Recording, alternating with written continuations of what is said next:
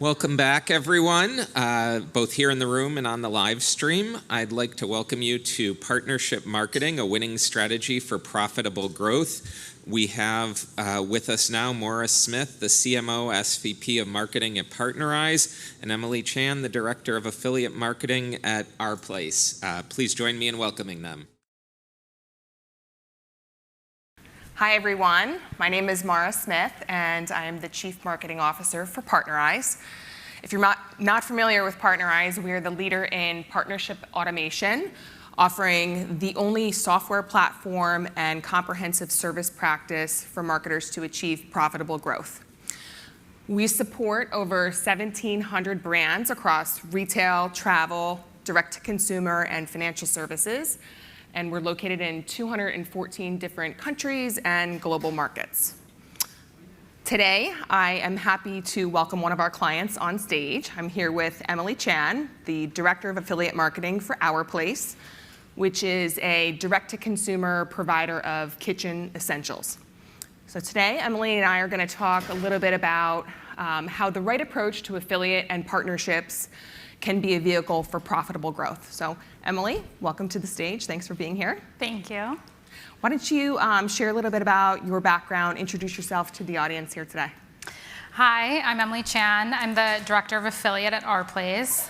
I first got into affiliate marketing about 6 years ago. Prior to that, my background is in music and public relations. But my first foray into affiliate marketing was at a small fashion brand called Soul Society. And really, my main role there was to book influencers and garner a positive ROAS, which was not a huge strategy back then, and I'd argue still not a big strategy for brands that are working with influencers today. And from there, I was recruited by Everlane, where my scope really broadened, and I was leading the whole affiliate program there. It was a full funnel approach, which was disruptive at the time as well. And the program was really comprised of top tier editorial publications as well as paid influencers. So we really weren't focused on kind of your run-of-the-mill like discount lower funnel publications. I grew activations, which was new customers, by 52% during my time there. I was there for about 3 years and then joined the team at Our Place about 2 years ago as Director of Affiliate, and also run a full funnel approach program there as well. And Our Place, we are a direct-to-consumer, high-growth startup. We are a business rooted in representation and impact, and we make products to connect over home cooking. So we're most known for our Always Pan. Wonderful, thank you. Great background in the direct-to-consumer space. So I'm sure many in the audience are curious to know more about what a full funnel affiliate strategy looks like. So I would love for you to just tell me a little bit about when you were at Everlane. I imagine that you observed some macro level customer acquisition conditions, and curious how that drove your strategy and execution plan around this full funnel affiliate marketing approach. So tell us a little bit about that. Yeah, so the approach that, or the program that I was running at Everlane was more of a reaction to really the limitations of the Everlane website, as well as an extension of our brand strategy. So at the time, Everlane didn't accept promo codes, and also ran, there was maybe once or twice a year, choose what you pay sales. So they weren't running traditional sales. So we had to get creative with your affiliate program when you can't do a traditional discount program. So that's how the program was kind of born, and we really strengthened relationships with commerce editors, as well as grew the paid influencer program. So carved out a brand ambassador program, which was really around figuring out who those high revenue producing influencers are, strengthening those relationships and building that over time. And so, all of our partners really were an extension of our brand. It became very fruitful. And so it's a similar approach that we're running at Our Place, just because it's similar AOV and similar demographic. So wonderful. So tell us a little bit about the key learnings that you took from the playbook that you implemented at Everlane, and how did you apply them to your current strategy at Our Place? Yeah, so when I joined at Our Place, I took a similar approach because I think the beauty of affiliate is it's based around what publishers want to write about and what consumers want to purchase. And the Always Pan it still is like very viral. And so it was very popular with the press and with influencers. It's easy to gift a product that has a higher AOV. And so it basically I would say the main difference is that instead of disrupting fashion, we were disrupting the cookware industry. So I brought a lot of the partners over that we were working with at Everlane, and took a similar playbook. So it sounds like when it comes to the key pillars of the successful affiliate playbook, that content and influencers played a pivotal role. Mm-hmm. So I'm curious to just understand what's the success that you've had to date, using this type of partnership, because many often think about this channel as being completely lower funnel and discount driven. Yeah, so when you're running a full funnel program, I would say a huge benefit is you're also garnering really impactful brand impressions, which hopefully lead to a conversion along the way. And that's also the beauty of affiliate too, right? You're only paying out when a conversion takes place. And so to kind of bring me back to the question, I would say overall, sorry, can you repeat it again? Sure. It's just, it's not often that people think about content and influencers being part of an affiliate program, a major component or a key pillar in the playbook.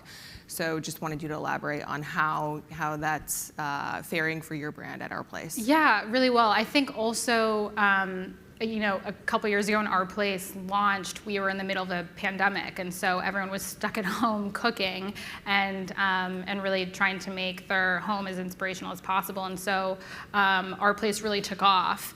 And also a couple years ago, rates were a little more reasonable than they were today. So we saw a lot of efficiency working with influencers.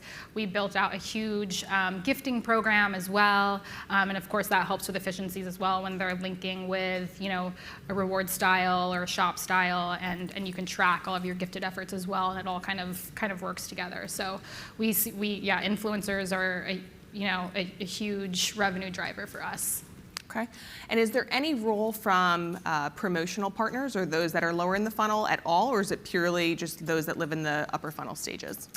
Yeah, so there is definitely, there's a time and a place, I think, for a lower funnel, especially right now where we're, likely headed into a recession and people are a lot more price conscious. And so, we're starting to look at and work with card-linked offers, loyalty programs, cashback. So not necessarily working with huge kind of run-of-the-mill lower funnel programs, but really being a little more strategic about when we work with them.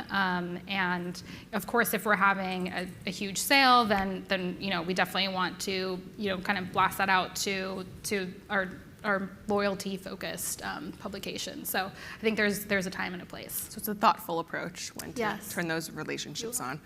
So can you tell me, how do you go about finding and identifying the right types of partnerships?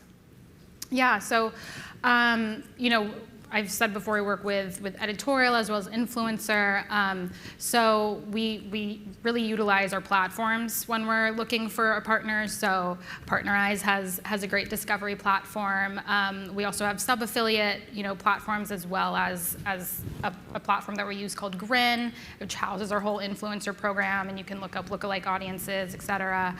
And then my team has also been working in the affiliate and influencer space for a while. So thankfully, we have someone from Glossier, someone from Simple Human, and so collectively have just built up these relationships over time and kind of, able to bring them along on our own journey and bring them over to Our Place. Okay, that's great. So one of the things that we often see at Partnerize, being a partnership software provider and in the affiliate marketing space, is that there tends to be a hesitancy from senior level marketing executives or leaders in organizations to really take their affiliate and partnership programs seriously. And we've actually commissioned research with Forrester Consulting that sort of confirms that statement, which is that these hesitations are usually driven by a lack of understanding about the channel or difficulty understanding how to quantify and measure impact that the channel is driving. So I'm curious, from your perspective, you've had this great run at both Everlane and OurPlace, leading the affiliate and partnership teams. Have you faced a similar challenge where you were struggling to gain the buy-in from your CMO or other leaders in the organization around this channel? So at both Everlane and OurPlace, senior leadership had a lot of conviction in affiliate, thankfully. So I haven't had to necessarily get buy-in. And when I joined OurPlace, I was the 11th or 12th hire, very specifically to grow the affiliate program. But I would say, my recommendation for someone who kind of has to bring that across the line is the beauty of affiliate is the proof is in the pudding, right? So you can look at the data and get an understanding of which press is working for you, what are those revenue drivers, and then you can optimize with them. You can very clearly see it in your dashboards, and figure out how to strengthen those relationships. And that I also think of affiliate as it's a relationship program. So being able to have these strong relationships, you can lean on them and reach out when you see highs or lows, and figure out together, because it's you're both benefiting from that relationship. They're getting paid out, you're receiving impressions and conversions, and so when you're able to really strengthen those and work together, then I think that's how you really have a strong affiliate program. Okay, great. So I would ask you to give some advice to the audience for anybody who might be struggling to get their leaders in their organization to take their affiliate and partnership program seriously, or maybe, what advice would you offer to those in the room who have failed to really embrace this channel to date? What would you suggest? Yeah, well, I would say if you want press, affiliate is press these days, and being able to show what outlets are actually driving revenue for you is really impactful, because as I said before, you can do more with those outlets. I think also another benefit that you can kind of show is you don't necessarily have to affiliate is you're only paying out on the conversion, so it's a very efficient channel. So I think it's kind of easy to test into and see what's working, what's not, without having to invest too much on the upfront. Okay. And so you touched on measurement earlier, and I'm curious to hear, how are you measuring success in your affiliate relationships? We talked a lot about measurement on the phone, so can you share with the audience how you're quantifying that and helping to understand the value that this channel is driving? Yeah, so at Everlane and at OurPlace, we largely are looking at ROAS, so your return on ad spend, as well as your CAC. So constantly looking at new customers that you're bringing in the door. And the way we look at that is if we're investing a flat fee, then you're measuring that along with the commissions you paid out, and then looking at the total revenue. Okay, so a completely holistic view. Yeah. So I want to shift gears a little bit, and I would love to understand how you and your team are thinking about the impact of Apple's tracking transparency, the deprecation of the third-party cookie, in terms of measuring the effectiveness of ad spend in places like Facebook, Instagram, programmatic. How has this channel been impacted, if at all? Yeah, so I would say I think ATT has really impacted Facebook and Instagram and programmatic channels a little bit more than affiliate. But what I will say is our data team, kind of in response to this, really built out a multi-touch attribution model. And so we rolled that out at the beginning of this year, which essentially we're looking at your how did you hear about us survey responses, appointing credit, and kind of divvying that up around each team. So we're really looking at performance overall holistically at the MTA model at the end of the day. So I would say when we're looking at Partnerize, it's directional, but we're taking MTA into account definitely when we're looking at the effectiveness of the channel and how to optimize going forward. Okay, great. And curious, with the aforementioned challenges that other acquisition channels face a little bit more so than affiliate and partnership, do you think that this has created opportunity for your channel to receive incremental funding or budget? Because there might be some benefits that the other channels don't necessarily have to offer. Yeah, I mean, again, affiliate is very efficient, and so we will, from time to time, get more budget if it looks like Facebook, Instagram isn't as efficient that month. But I would say the challenge with that when you're working with partners is you can't necessarily just like pump 50K out there and hope that you'll see 2x or something like that. It's just, it doesn't work the same as a platform where you can just invest more money and then get out more revenue. So it really kind of depends on what we have on the back burner. So I will say, as a part of like our whole program, we are constantly testing and always in communication with all of our partners to see if there is like any last minute opportunities. Sometimes with different newsletter placements or publishers, if you reach out, they'll be like, oh, someone just dropped out of a placement that we have at the end of the month. You can like hop in there, but it is hard to just like deploy an additional budget like on last minute. So that's when it's key to really lean on those relationships that you've built with the partners, right?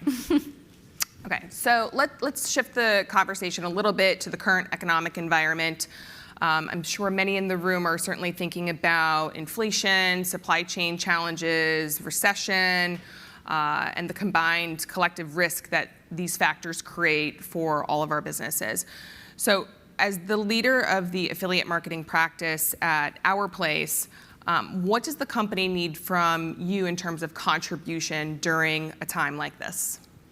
Yeah, I think right now all of our channel leads, we're looking at our spend. We're having to make certain cuts and really invest where we're seeing efficiencies. It's not necessarily a time to test too many like crazy new ventures at the moment because there's just a lot of risk. So we're really looking at honestly like leaning more into incentivizing with commission instead of having to invest really heavy flat fees on the upfront, and also looking at different CPC campaigns.